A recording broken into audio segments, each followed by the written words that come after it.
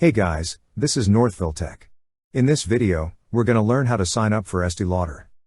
If you don't have a Estee Lauder account, we will put a link in the description below for you to sign up. Once you click on the link, you will be directed to this page, then click on Sign In. Now here, you will see an option for Create Account. Click on Create Account. To create an account, enter all the required information, such as your first name, email address and password you wish to use.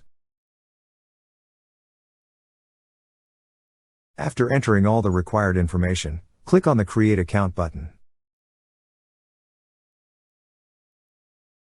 That's how you sign up for Estee Lauder.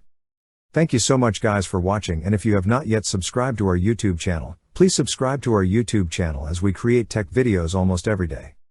Also, check out our website northvilletech.com for great tech articles, and our recommended resources in the description below for various sign-up bonuses.